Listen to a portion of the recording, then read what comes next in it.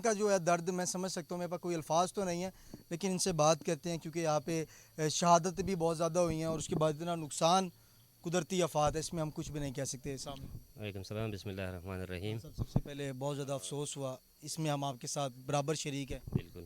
ہم پھر بابا بچھوڑے کا رہنے والا ہے. میرا نام فضل رازق ہے. یہ میرا گھر تھا اور تقریباً 16-17 سال پردیس کر کے یہ بنایا تھا. جگہ لیا, پھر گھر بنایا اور اللہ کی طرف سے آیا تھا یہ سیلاب.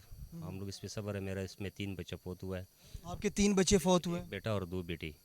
صحیح. اللہ پاک آپ کو سب سے پہلے صبر دے. بچوں کی عمر بتا دیں کتنی عمر تھی؟ 12, 9 اور 6 سال کا بیٹا تھا اور 2 بیٹی تھے, ایک 9 سال کا, ایک 12 سال کا.